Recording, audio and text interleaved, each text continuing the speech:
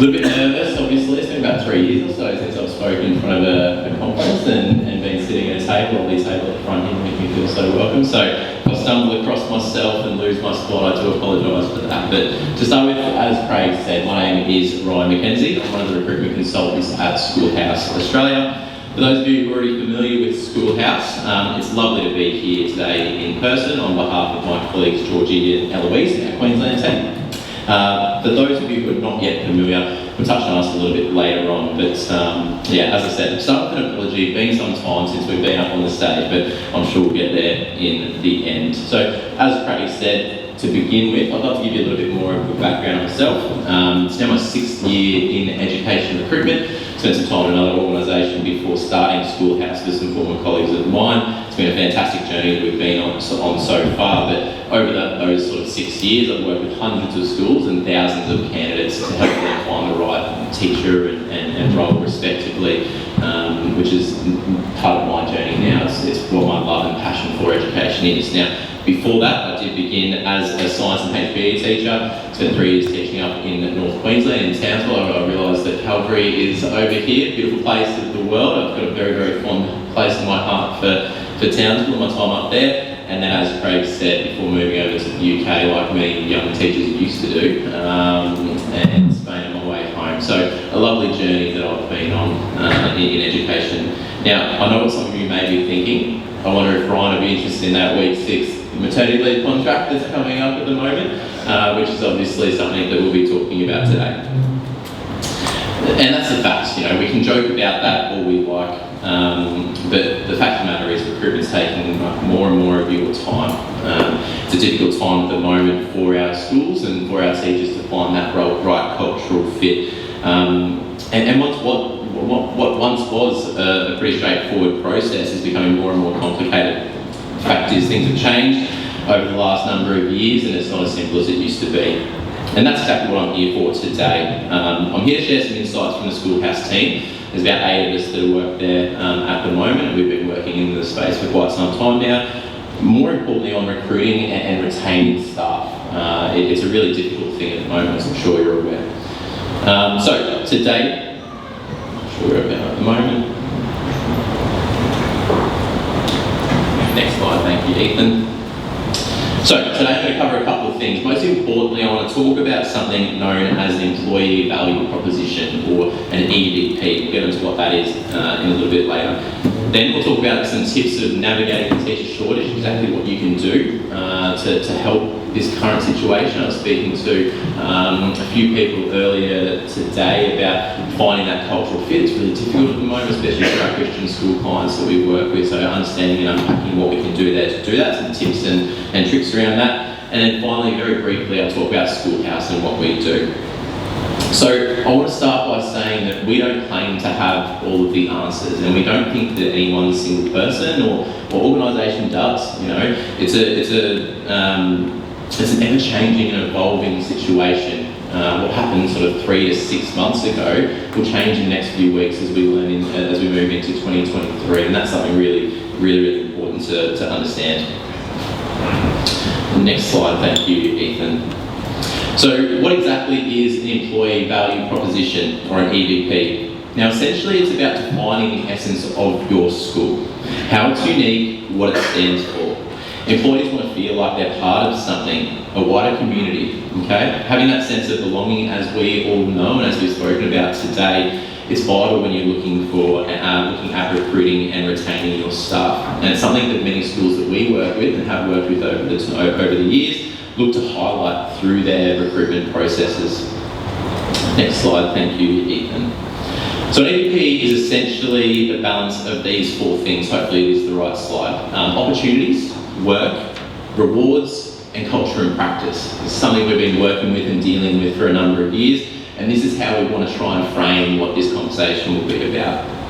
Now, those schools that find the right balance for these 4 things, generally they will experience higher engagement and excitement and performance within their employees. Now, that's a very broad sort of statement there, but generally speaking, if you're good in these types of areas, we get great feedback from our candidates that we place, and vice versa, the schools that we work with. So as an employer, okay, it's such a valuable thing to put yourself in the shoes of a future employee. Okay, now more than ever, as we've said, there's thousands of teaching and teaching positions available at the moment across the country. There's record numbers of vacancies, and it's overwhelming for both a candidate and a school to go through that process. We're feeling it right now. We know that this is taking place. Now, the issue with the number of vacancies that we're finding is the connection, the why do I want to apply for that job, why do I want to work in that school. It's being lost upon position description after position description and selection criteria, okay? And not just one place online. The number of job boards that exploded, so candidates being dragged from one place to another to try and access information about your school, to try and understand what differentiates you from someone else that they're applying for, likely 10 to 12 other jobs that are out there in the same subject area. Okay, so with that in mind, when a candidate is faced with multiple job opportunities, what are you doing to showcase the essence of what your school is about, your EVP? What are you doing to hook them in initially with a presentation of a job or your school? And how are we following through with that? We touched on that just a moment ago. How are we following through with that once a candidate starts in your school to understand the culture and the practice of that particular place? Next slide, thank you, Ethan. So I'm going to go into a little bit of detail around what you could do for your EVP. All right, again, understand what I cover may not be applicable to any specific school. It could be that you're already doing some of these things as well, which is really important, but we generally find that if you can have one or more of these different areas, it will help with the current teacher shortage and your ability to engage future and current staff. So I want to start down the bottom with rewards. All right, you'll notice there's a couple of dot points for each of those, which we'll slightly unpack over the next sort of 10 minutes or so, 15 minutes. So with regard to rewards, think about how you recognise and celebrate your staff. Okay, how much of this happens in your school and who's responsible for this? What burden does that put on you? How much anxiety does that add to that particular person? How often are you communicating with your staff around this? How tangible and transparent are the goals and expectations of your teachers? And how do you utilise things like teacher appraisals in order to highlight these? Are you and can you utilise teacher observations as a source of recognition and feedback? If so, again, who's responsible for this and what does this look like? Now, these are just a couple of the things you could potentially do, and as I said, these are things that some of our schools and many of our schools are doing in one way, shape or form. Next, I want to touch on awards and incentives, the financial aspect of things, which we'll touch on the more the intrinsic shortly, but we find that this is more applicable for our regional schools, Townsville in particular. I was offered relocation assistance to go up there when I first started, those sorts of things. So more applicable to our regional remote schools, but think about what you potentially do here in Brisbane. It's becoming more and more difficult, or the Gold Coast even, it's becoming more difficult to find that right person. So have a think about what awards and incentives you currently have for your staff. Do you or can you offer things like, as I said, relocation assistance, accommodation allowance, which is obviously difficult at the moment given price rises and things like that. Build connections within the community of real estate agents to help those people find accommodation if they're moving from interstate or different towns and areas.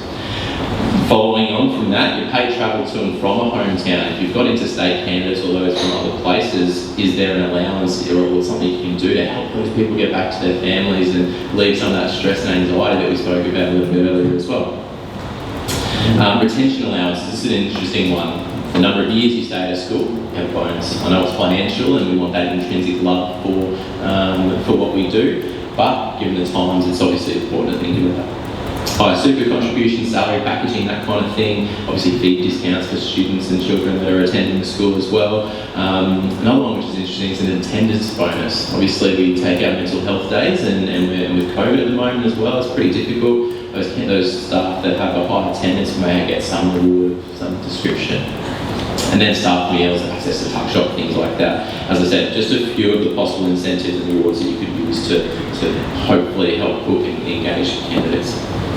We get into a bit more of the crux of things and a bit more of that intrinsic stuff. Now, the next one there is opportunities. Now, as we've said, and as Craig touched on there, I've interviewed thousands of teachers in my time. Key thing I hear from experienced teachers, especially when they're looking for another job, is career progression. Obviously, we've got a number of leaders here who've all followed a different journey to get to where you are.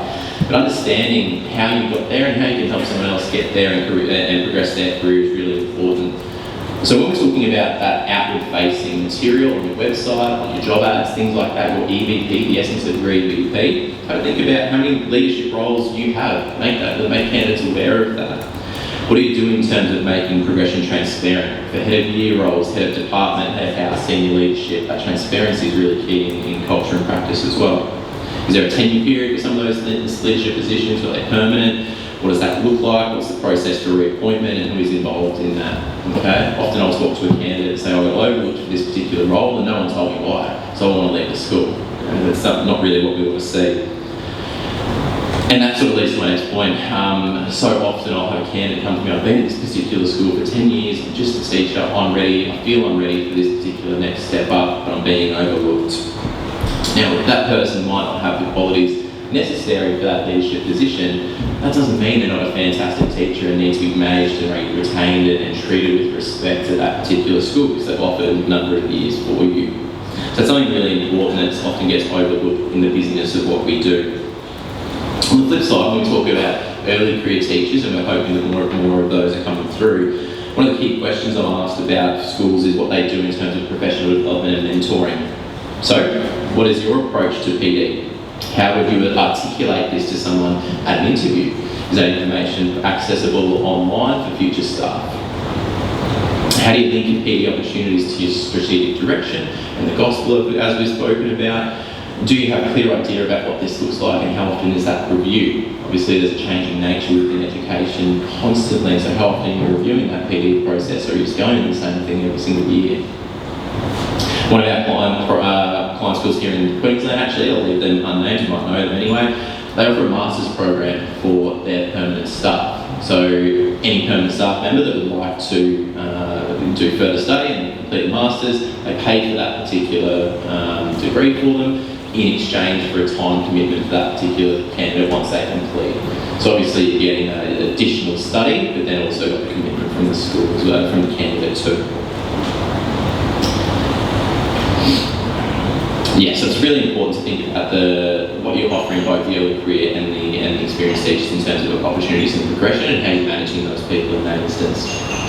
Next one there, we'll talk about work and particular work environment.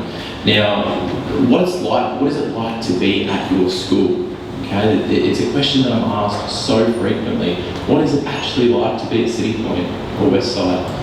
Okay, and you can't articulate that, and it's difficult to get that information from a piece of paper or a website. So that's something that we do at Schoolhouse, to understand the nature of a school, understand what they offer, and can verbalise that in the interview process when I'm speaking to a candidate.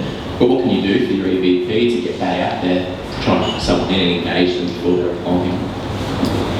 Things like leadership. How would you summarise your leadership in an EVP? How would you put it into paper? How would you make it visible on a website or articulate that at an interview? It's a question that happens quite a lot. Mentoring is really key. Do you have a mentoring program for new staff? Is it just for your graduates? Is it for your experienced teachers as well?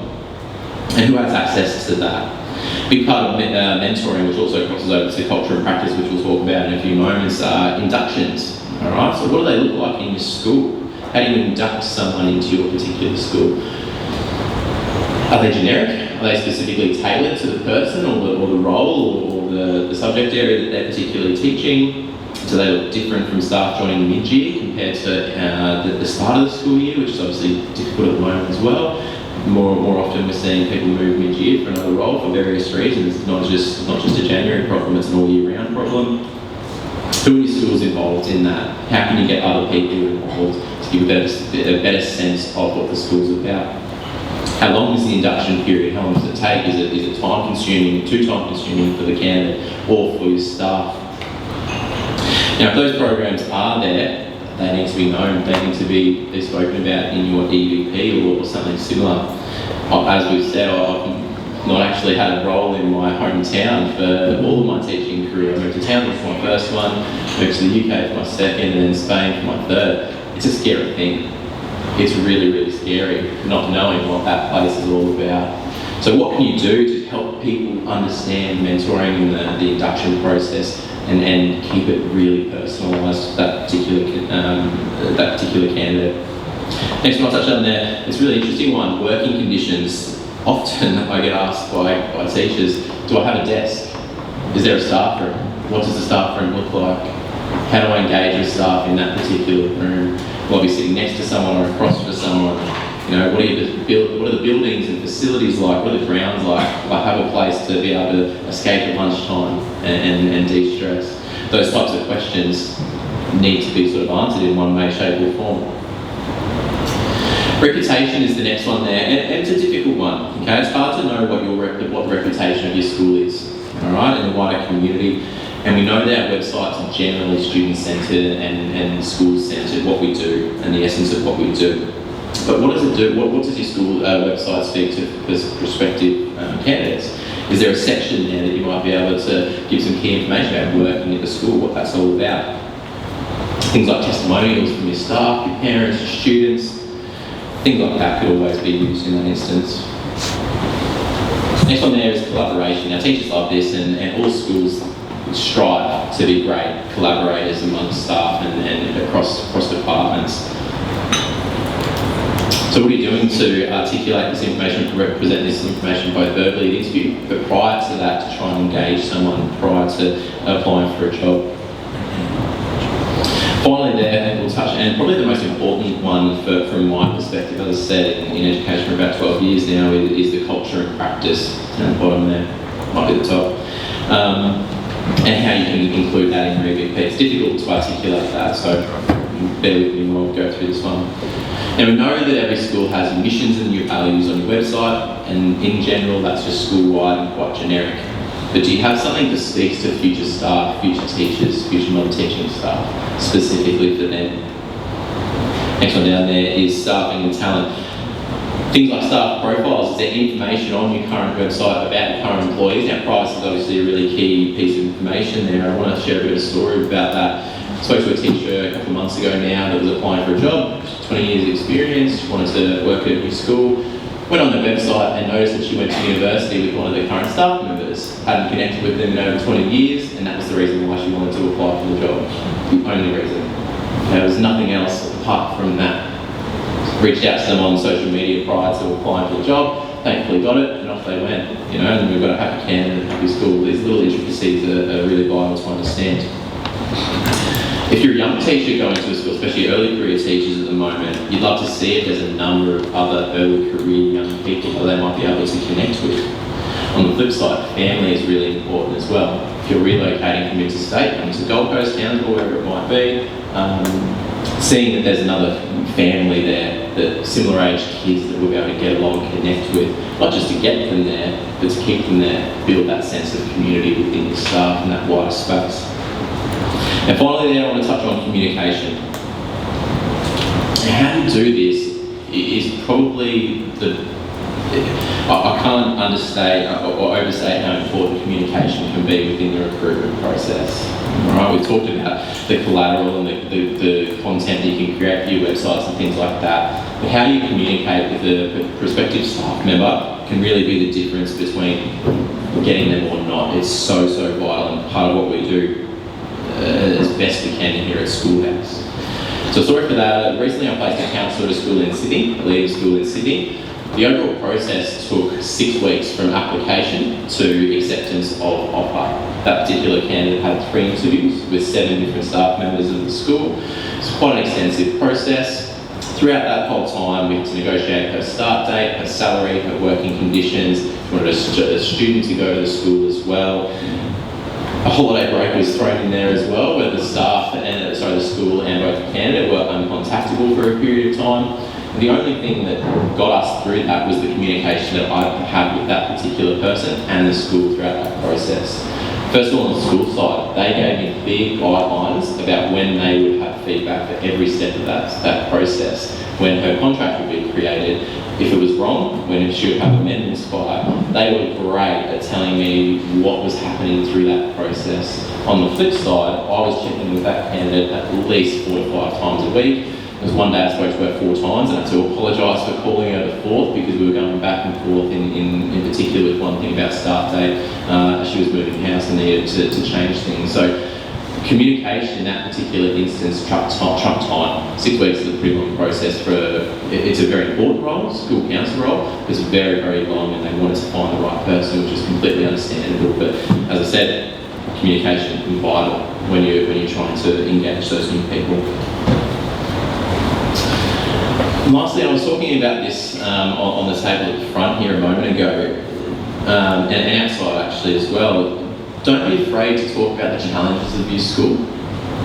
Don't shy away from them. You need to own them, okay? Embrace them. Bring a candidate on a journey with you and make them feel part of the solution, okay? You need to be transparent about some of those areas that aren't necessarily going right. Okay? People that make good long-term hires are those who are understanding and ready to be part of growth and change.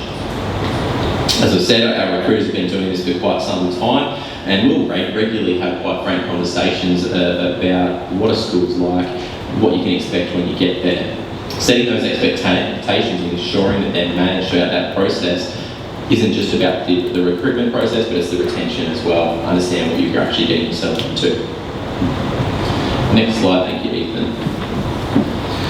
So with that sort of being said, does your school have an EVP, an employee value proposition? You might not name that in any way, shape or form, but think about what that could look like and how you can start making that change there.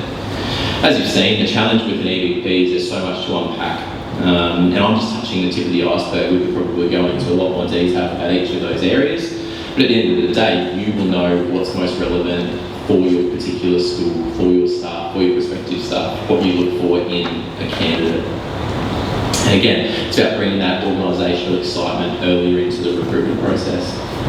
There's so many different options out there for a candidate. You need to be setting yourself apart from that government school around the corner that's going to offer them a job before they put an application in.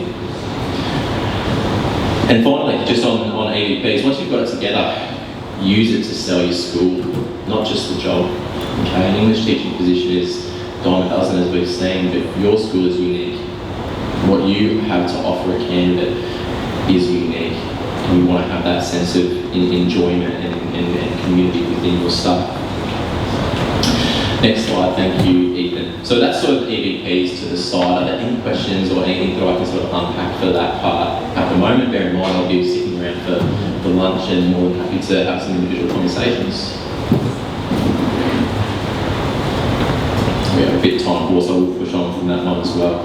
So next we just want to quickly touch on how to navigate the teacher shortage. Now we know it's well documented, we're in a bit of a crisis at the moment, so I don't want to touch on too much of that, more so just what the tips that we've seen and probably more the errors that are faced during the recruitment process at the moment to help try and find the right person. Ethan, thank you, next slide. First one there, don't put all your eggs in one basket. Okay, I touched on it a little bit earlier. Here at Schoolhouse, we advertise on 19 different online platforms, and they're just actual jobs boards. We then have relationships with a number of universities across Australia. We've got 6 jobs boards open in the UK and a couple in South Africa that we're working with as well. Not to mention Facebook, social media, Instagram's a big one at the moment, LinkedIn, that kind of thing. So the online jobs boards have exploded in popularity, and candidates are being pulled from multiple different directions. You can't just go to Seek anymore, put your job ad up and expect someone to come through. So being across what they look like and how you utilise those, and then also having some really key processes in place to manage candidates across that, which can be difficult, are really, really important to help with that streamlined process. Next one, thank you, Ethan. Now, the proactive attraction is probably the most important thing that we do at Schoolhouse as recruiters. This is my job 24/7. Okay, we engage people constantly in different jobs, whether they're active right now or we know that will be coming up in the future. So job advertising is reactive. It's a reactive tactic. It's necessary, we understand that, but it's certainly reactive. Proactive attraction is the ongoing campaign to help identify people that will be the right cultural fit for your particular school. Probably the most important thing you can start doing right now in order to do that. So building that following of teachers helps to try and offset the hit and miss nature of reactive advertising. We recommend sort of having in place everything you can possibly do in order to manage successful and unsuccessful candidates for a role that you're working on. For example, just the other day, a candidate was interviewing for a role. They loved the school. It was a one-term long service leave contract. Candidate loved them, school loved them, but they couldn't offer them what they needed. They wanted permanency. So rather than just saying thank you, see you later, they've obviously kept their details and we'll be in touch with them towards the end of the year as that could potentially change. So having processes in place where you're managing those candidates and those people who might be unsuccessful for one role for future vacancies is really important. And as we know, things change so frequently with new schools around staffing. Next, thanks, Ethan. Next one is around planning. Look, I understand how busy the school year is. You've got more on your plate than ever before. So planning for and having your collateral and your strategy is obviously important. We generally find your workplace planning starting to take place around now, June, July, August into the next year. We've already got schools in across Australia at the moment looking for 2023 vacancies. We've already organised interviews for this week and last for about 15 candidates across Australia. So planning for and having a strategy ready for that is really important. Things like assigning your panel members. One thing that is a bit frustrating from a recruiter side of thing is you're requesting a candidate for an interview, but then we wait 3 days to get the availability for the panel. Okay, in that 3 days, you just never know what that candidate could do. They might not be interested anymore, can't communicate with them, can't provide them any tangible feedback. So planning is really important. Next slide, thank you, Ethan. Finally there, avoid setting and forgetting. Again, I had a bit of a brief discussion about this earlier today. Should the planning not work and your proactive solutions not work, you need to dip into the active market. Make sure you're flexible with the process. Right? If you post a reactive ad within your school, you set and forget, come back to it after it expires, chances are the majority of, if not all of the suitable candidates, they'll be gone. They would have already found a good job. And in the diminishing market, especially within our Christian schools that we're finding, it's so important to engage people as soon as possible. Now, it's obviously important to work out how to move fast without being reckless. Okay, we can make reckless hires when we're under stress and anxiety, and we need to get someone in that role as soon as possible. So review your ad daily, if not more often. Move if there's someone you want to engage, even if it's just an initial conversation and you're not ready to go through the formal interview process just yet. See what you can do there.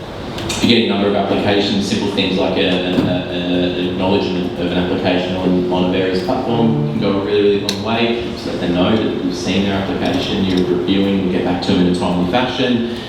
Possibly some long listing questions is something that another one of our schools does. As soon as a candidate applies, they'll send through a list of the schools about what they want to work within our school and get that back. It gives you 24 hours to review things, but then them as well to understand some points from your EVP. This is what we look for in an applicant. Do you tick these boxes? Okay, get some key information prior to actually engaging them in that formal process.